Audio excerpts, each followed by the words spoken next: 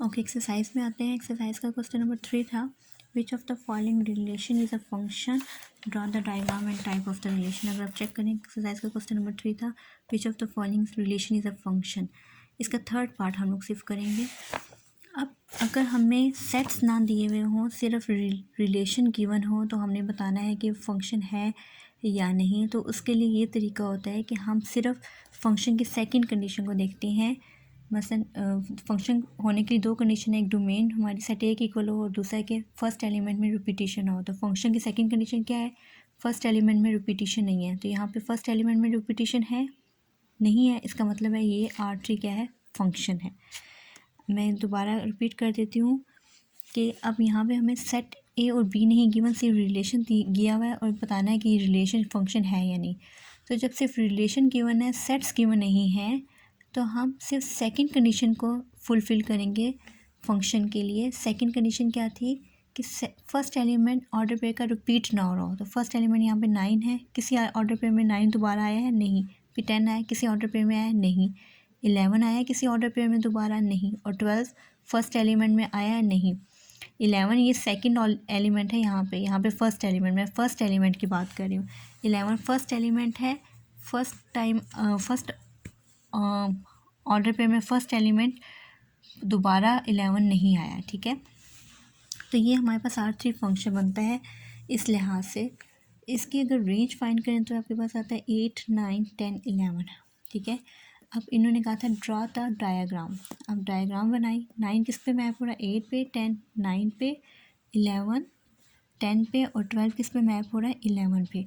और अब साथ बताना था टाइप ऑफ फंक्शन। तो आपको देख के क्या पता चल रहा है कि फंक्शन ऑन टू के बारे में मैं इसलिए नहीं बता सकते, हम लोग इसलिए नहीं बता सकते क्योंकि आपको सेट ए और बी नहीं गिवन, सिर्फ रिलेशन गिवन है।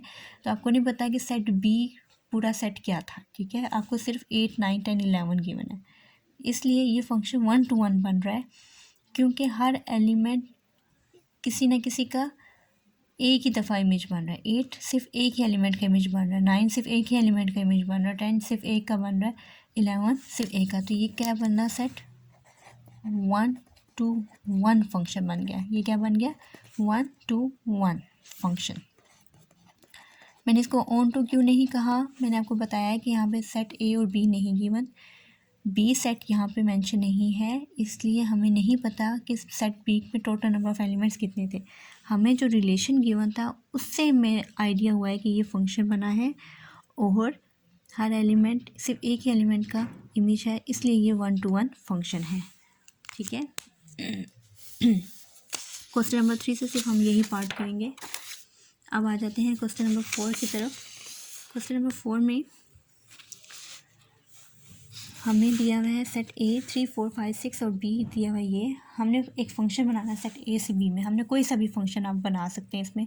मैंने ये बनाया है कि हर एलिमेंट को एक इमेज कोई सा भी देना है, कोई भी दे दिया, ठीक है। और हर एलिमेंट का यूनिक इमेज होना चाहिए, यानी 3 को 8 मिल गया तब 3 को कोई और नहीं मिलेगा सेट बी में से, ठीक है। तो ये मैंने फंक्शन अपनी मर्ज़ी से बना लिया है।